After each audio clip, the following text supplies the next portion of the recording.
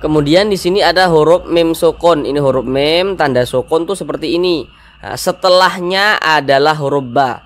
Jadi ini mim sukun, setelahnya huruf ba atau mim sukun yang berjumpa dengan huruf ba. Nah, kita lihat di samping. Hukum mim sukun itu ada 3.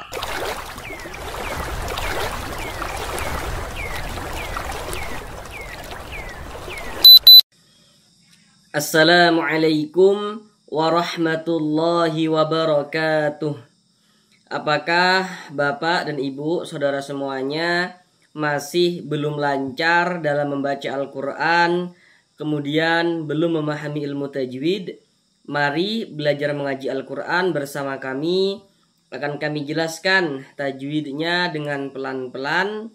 Semoga dengan penjelasan tajwidnya yang pelan-pelan, semoga dapat memudahkan Bapak dan Ibu, saudara semuanya dalam belajar ilmu tajwid. Semoga langsung dapat bisa memahami ilmu tajwid Al-Quran dengan mudah. Kemudian bagi Bapak dan Ibu, saudara semuanya yang masih terbata-bata, belum lancar dalam membaca Al-Quran, maka dengan kita mempelajari ilmu tajwid, kemudian juga memahaminya, maka insya Allah akan segera bisa lancar di dalam membaca Al-Qurannya. Namun sebelum itu kami doakan terlebih dahulu, semoga Bapak dan Ibu, saudara semuanya senantiasa dalam keadaan yang sehat, dipermudah segala urusannya, dikabulkan segala hajat-hajatnya, dan semoga senantiasa dilancarkan rezekinya oleh Allah Subhanahu wa Ta'ala, diberikan rezeki yang berlimpah ruah dan barokah hingga bisa pergi umroh dan haji ke tanah suci Mekah. Amin amin ya rabbal alamin. Baiklah, langsung kita mulai belajar mengaji Al-Qur'annya.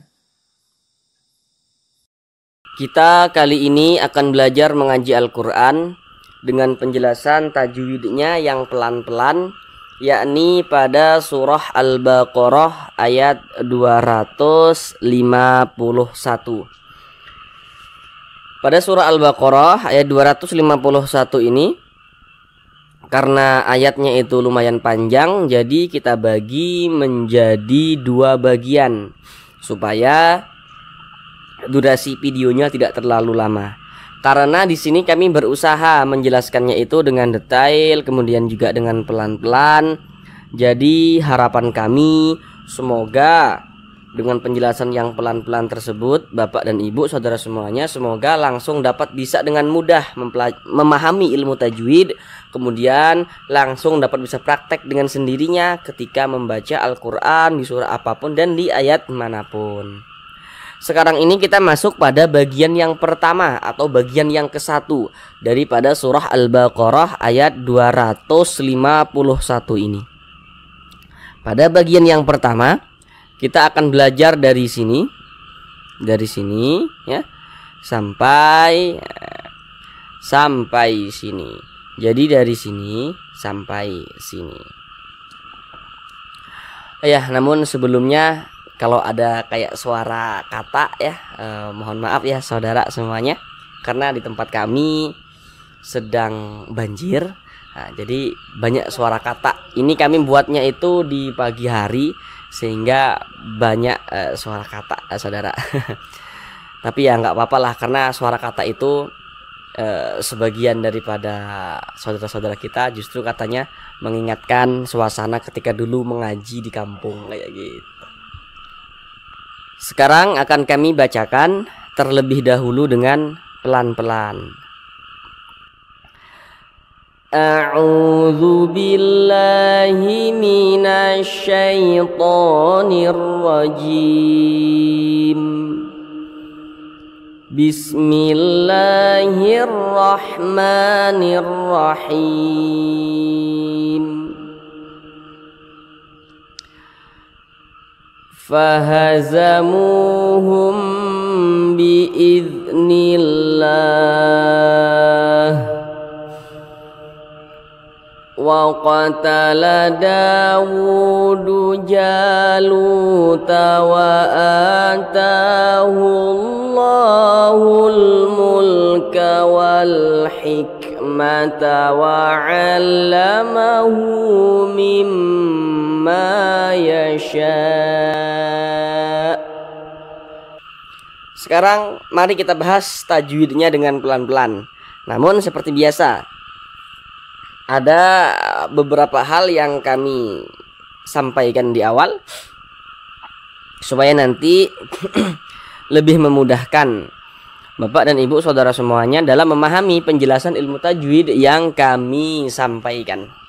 Yang pertama, kalau nanti kami katakan huruf sebelumnya, maka yang kami maksud adalah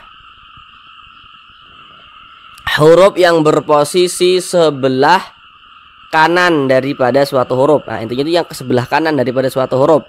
Kalau huruf sebelumnya, itu harus untuk diingat-ingat itu. Nah, yang kedua, kalau nanti kami katakan huruf setelahnya, maka yang kami maksud adalah huruf yang berposisi sebelah kiri daripada suatu huruf. Nah, itu harus diingat, dan harus untuk dipahami supaya nanti ketika kami jelaskan, Bapak dan Ibu saudara semuanya bisa langsung paham dengan penjelasan yang kami sampaikan seperti itu. Yang pertama di sini, fahazamu, mu dibaca panjang. Sekarang perhatikan rumus mad tabi'i yang di kotak nomor 2.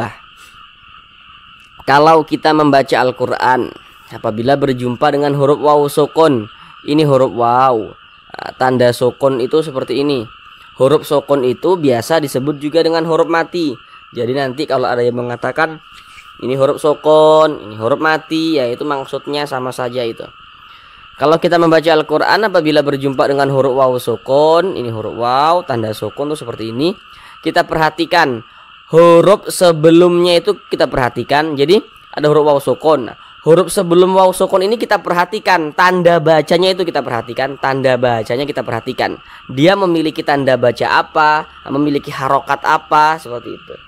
Jadi kalau ada huruf waw, ada tanda sukun, kemudian sebelumnya ada huruf yang memiliki tanda baca dhammah atau harokat dhammah, maka huruf yang memiliki harokat dhammah yang berposisi tepat sebelum huruf waw sukun, maka huruf tersebut dibaca panjang.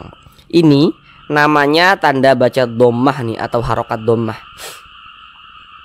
Jadi kalau kita membaca Al-Quran, kita perhatikan kalau ada huruf waw, ada tanda sukun, sebelum waw sukun itu ada huruf yang memiliki tanda baca dhammah. Nah, maka huruf yang memiliki tanda baca dhammah ini dibaca panjang. Maka secara singkatnya rumus mad tabi'i yang di kotak nomor 2 itu, huruf waw sukun itu pasangannya adalah tanda baca dhammah. Huruf waw sukun pasangannya adalah tanda baca dhammah, sehingga menyebabkan apabila ada huruf yang memiliki tanda baca dhammah, posisinya berada tepat sebelum huruf waw sukun, maka huruf tersebut dibaca panjang. Nah, sehingga mu dibaca panjang. Mad tabi'i panjangnya itu 2 harokat. 2 harokat itu kira-kira sepanjang 2 ketukan. 1, 2. Fahazamuhum. Ketukan itu hanya sarana untuk mempermudah kita dalam belajar. Kemudian ketukannya pun tergantung dengan tempo bacaan kita. Untuk mengenai panjangnya mad, menentukan panjangnya mad, panjangnya gunnah atau dengungan, nah, silakan saudara baca saran-saran yang kami berikan pada kolom deskripsi video. Fahazamuhum biiznillah.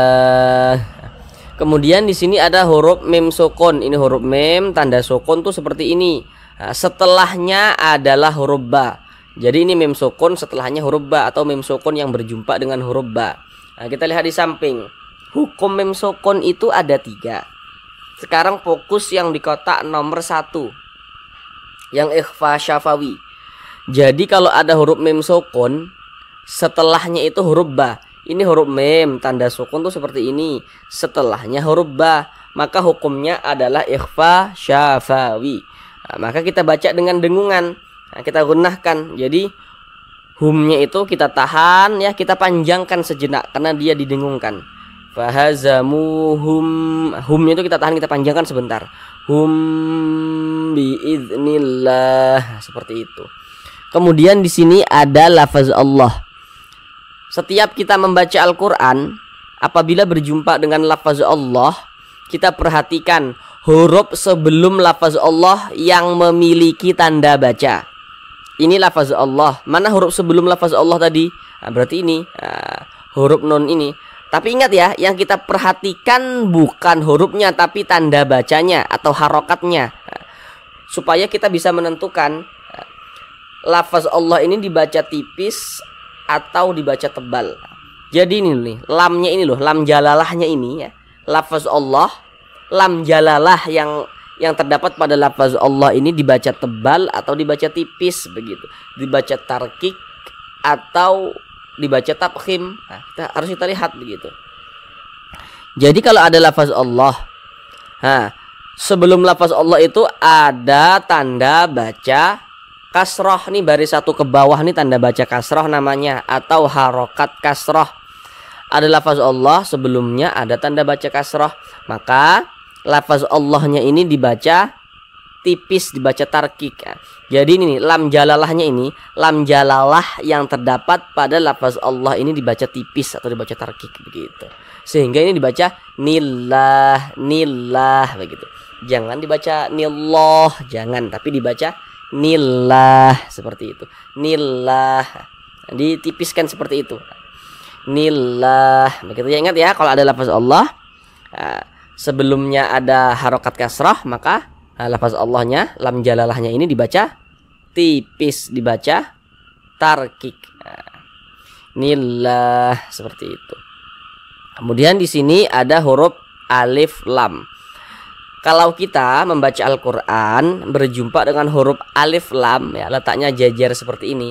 Kita perhatikan setelah huruf lam itu huruf apa? Ini huruf alif, ini huruf lam. Di sini setelahnya masih huruf lam lagi, atau alif lam yang berjumpa nih dengan huruf lam.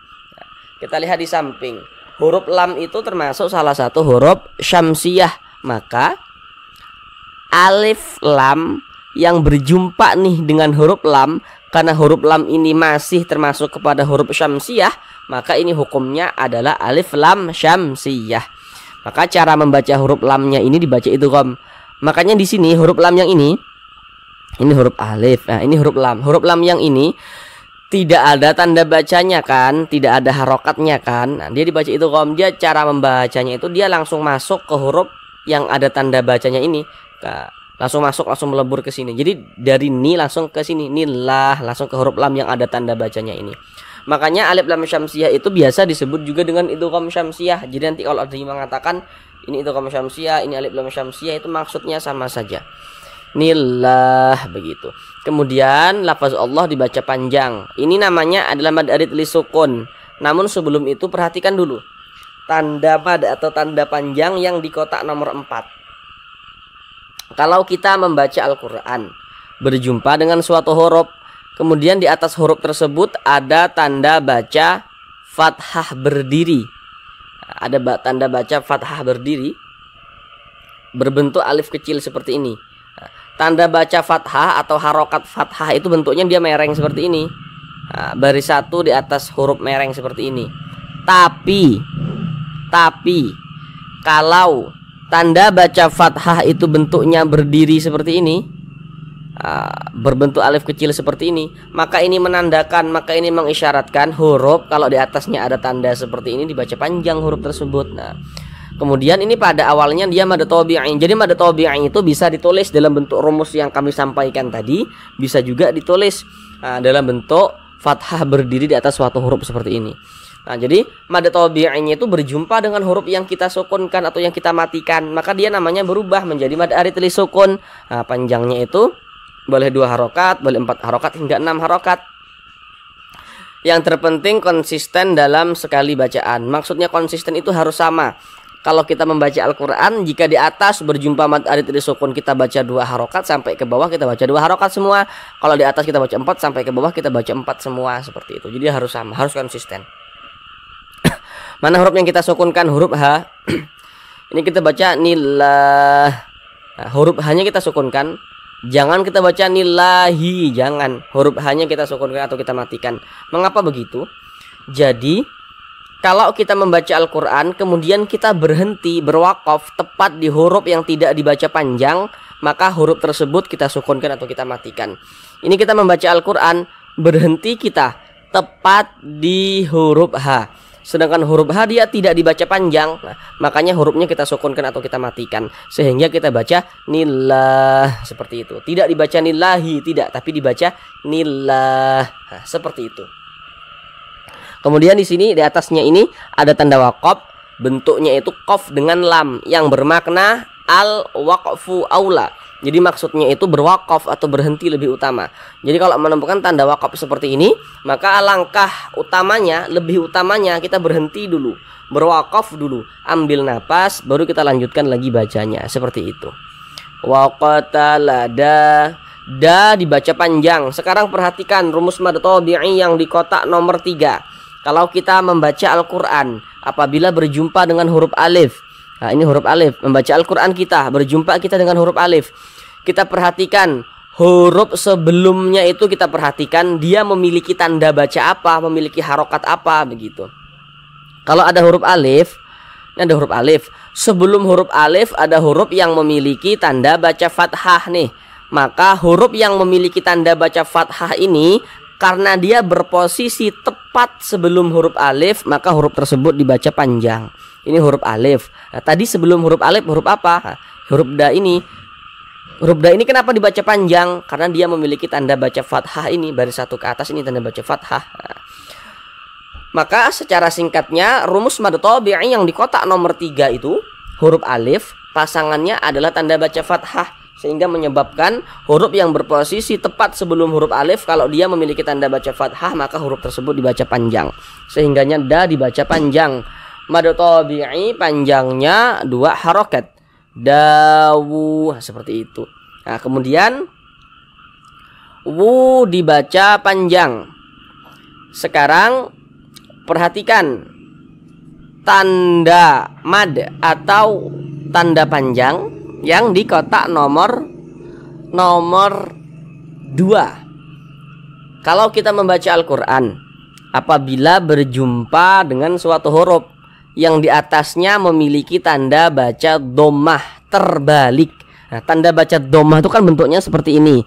Tapi kalau tanda baca dhammah itu bentuknya terbalik seperti ini, maka ini menandakan, maka ini mengisyaratkan bahwa huruf yang di atasnya memiliki tanda seperti ini, maka huruf tersebut dibaca panjang.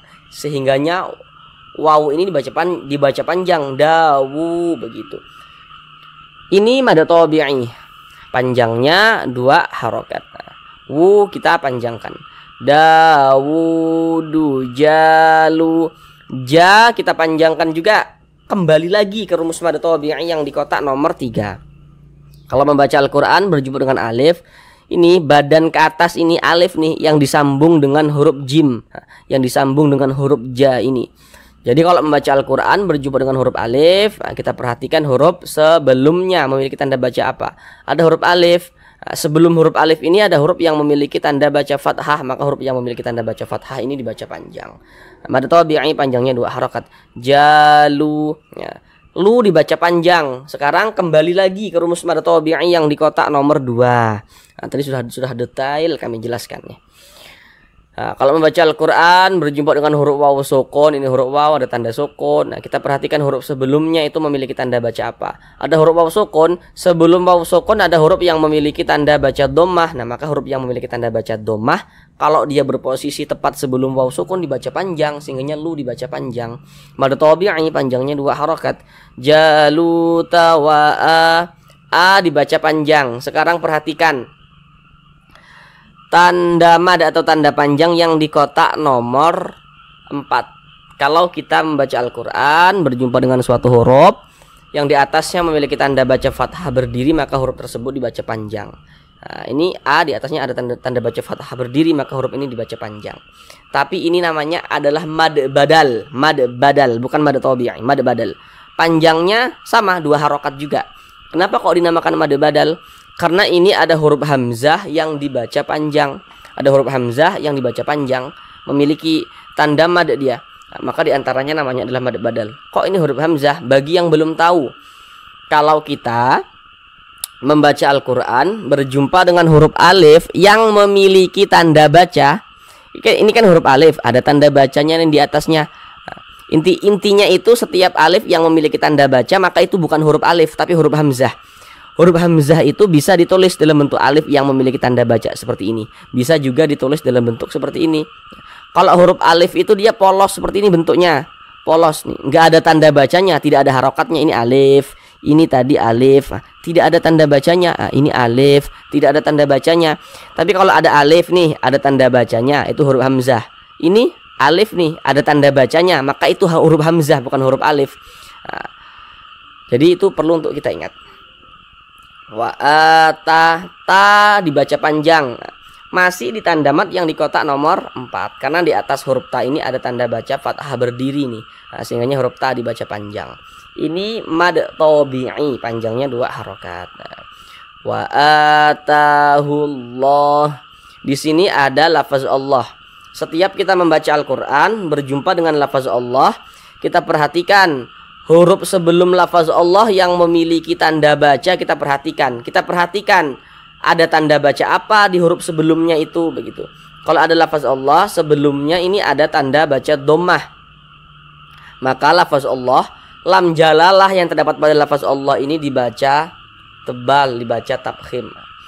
Jadi lafaz Allah ini kita tebalkan, hullah, begitu, hullah, begitu. Yang dapat menebalkan lafaz Allah, yang dapat menyebabkan lam jalalahnya itu menjadi tebal, itu ada 2 bentuk tanda baca. Yang pertama, kalau kita membaca Al-Quran berjumpa lafaz Allah, ya, kemudian sebelum lafaz Allah itu ada tanda baca dhammah, maka lam jalalahnya ini kita tebalkan, lafaz Allahnya kita tebalkan.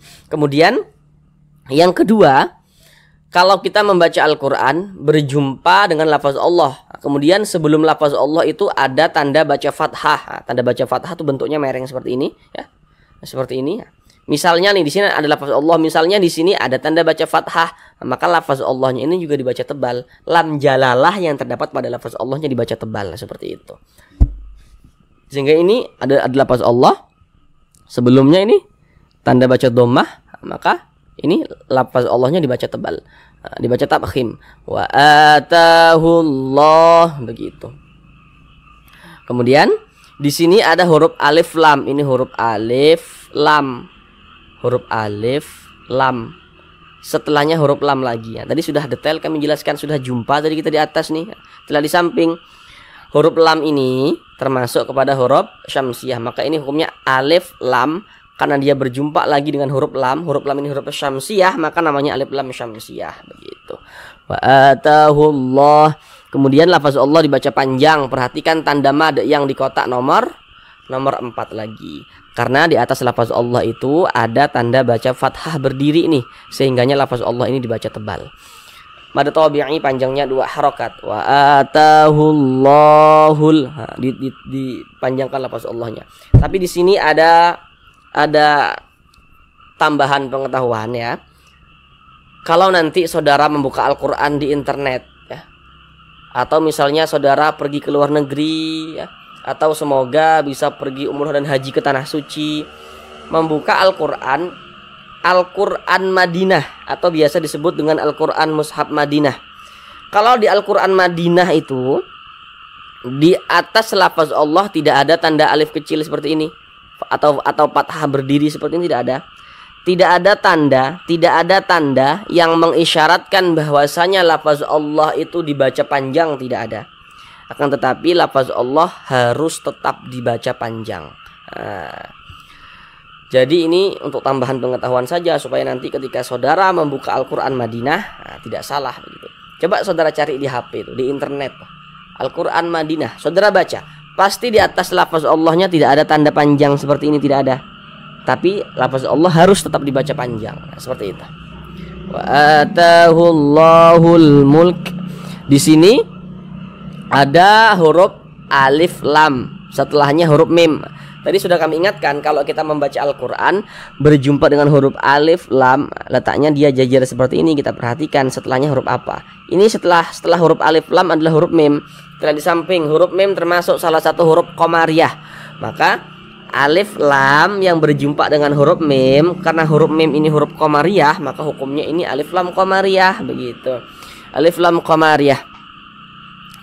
Alif, lam, qamariyah itu cara membaca huruf lamnya ini dibaca izhar. Nah, kalau tadi alif, lam, syamsiyah, huruf lamnya kan dia tidak dibaca, itu langsung masuk ke huruf yang setelahnya, maka dikatakan itu gom. Kalau ini huruf lamnya dia terbaca dengan jelas, dibaca jelas nih huruf lamnya, maka dia dinamakan juga dengan izhar qamariyah. Jadi nanti kalau ada yang mengatakan ini alif, lam, qamariyah, ini izhar qamariyah, itu maksudnya sama saja. Wa atahullahul mulka wal. Di sini ada huruf alif, lam, setelahnya huruf H. Kita lihat di samping huruf H termasuk huruf qamariyah, maka ini hukumnya masih alif, lam, qamariyah lagi. Wal hik. Nah, ini huruf kaf. Huruf kaf itu ketika kita mengucapkan huruf kaf sukun itu seperti ini. Wal hik, wal hik. Nah, seperti itu. Jadi ada nafas yang mengalir tapi dia seperti memercik. Wal hik. Nah, seperti percikan kecil. Karena huruf kaf ini dia salah satu huruf yang memiliki sifat hamas begitu. Wal hik. Wal hikmata wa 'allamahu. Hu dibaca panjang, perhatikan tanda mad. Perhatikan tanda mad yang di kotak nomor 2 lagi. Hu dibaca panjang karena di atas huruf H ini ada tanda baca dhammah terbalik, sehingga huruf H ini dibaca panjang. Tapi ini namanya adalah mad silah qasirah. Mad silah qasirah. Karena ini huruf H dhamir nih, dia dipanjangkan begitu. Nah, makanya dinamakan dengan mad silah qasirah. Kalau saudara masih bingung nih gitu kan ya. Yang terpenting kalau kita awal-awal dalam belajar tajwid ya, itu yang terpenting kita tahu dulu tanda panjangnya. Tahu tanda panjangnya, tahu kadar panjangnya berapa harokat, tahu. Ini tanda panjang, oh ini panjangnya sekian harokat, kita tahu. Kalau untuk nama-nama madanya itu belakangan juga tidak apa-apa. Belakangan juga tidak apa-apa. Untuk mempermudah kita dalam belajar, sehingga yang terekam dalam otak kita itu tajwid itu mudah begitu. Nanti kalau saudara langsung dihafal-hafalin gitu kan nama-nama madnya, kemudian gak hafal-hafal, nanti malah otak kita merekam bahwasanya tajwid itu sulit, padahal tajwid itu mudah. Maka untuk awal-awal belajar itu tanda-tanda panjangnya dulu yang harus kita ketahui begitu. Nama-nama madnya itu belakangan juga tidak apa-apa. Setelah kita tahu baru kita perlahan-lahan kita hafalkan nama-nama madnya seperti itu. Wa 'allamahu, hu dibaca panjang. Mad silah qasirah. Tapi ya mad silah qasirah itu kalau kita berhenti, berwakaf kita misalnya di mad silah qasirah, maka dia mad silah qasirahnya itu gugur. Misalnya nih kita berhenti di huruf H, kita baca wa'allamah. Tidak boleh dibaca wa'allamahu, tidak. Tapi dibaca wa'allamah. Huruf H-nya kita sukunkan karena dia tidak dibaca panjang. Karena mad silah qasirah itu kalau kita berhenti di mad silah qasirah, maka dia gugur madnya itu. Tidak dibaca panjang. Tapi kalau misalkan kita tidak berhenti di mad silah qasirah, baru hurufnya itu dibaca panjang. Ini kita tidak berhenti di huruf H. Huruf H-nya kita baca panjang. Wa'allamahu mimma, seperti itu. Kemudian di sini ada huruf mim bertasydid. Kita lihat di samping huruf non bertasydid, huruf mim yang bertasydid. Hukumnya itu gunnah musyaddadah.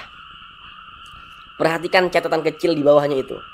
Itu catatan sengaja kami buat supaya memudahkan saudara dalam belajar, supaya nanti tidak keliru, tidak salah dalam menentukan hukum tajwid. Karena nanti tidak semua nun bertasydid, tidak semua mim bertasydid hukumnya gunnah musyaddadah, tidak semua. Kalau misalnya kemasukan nun sukun misalnya, atau kemasukan tanda baca tanwin misalnya begitu. Makanya supaya tidak keliru kami buat catatan kecil di bawahnya itu. Cuma nanti kalau ada orang bertanya, apa hukumnya nun bertasydid, apa hukumnya mim bertasydid, jawab saja hukumnya gunnah musyaddadah. Tidak perlu dijelaskan, catatan kecil di bawah itu tidak perlu dijelaskan, tidak perlu. Nah, itu sarana yang kami buat untuk memudahkan saudara dalam belajar. Jadi kalau ada huruf nun atau mim bertasydid, kita perhatikan huruf sebelumnya itu ada tanda baca apa, ada mim bertasydid. Sebelumnya ada huruf yang memiliki tanda baca fathah atau kasrah atau dhammah. Tapi di sini yang kita temui mim bertasydid, sebelumnya ini ada tanda baca kasrah, maka mim bertasydidnya ini hukumnya gunnah musyaddadah. Cara membacanya karena dia gunnah ya digunakan tuh ya didengungkan. Jadi suaranya itu kita tahan ya, kita panjangkan sejenak.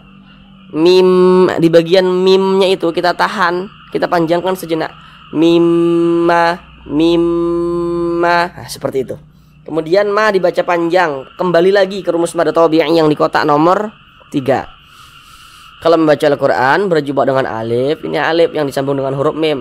Membaca Al-Quran berjumpa dengan huruf alif, kita perhatikan huruf sebelum huruf alif ini memiliki tanda baca apa? Ini ada alif, sebelumnya ada huruf yang memiliki tanda baca fathah.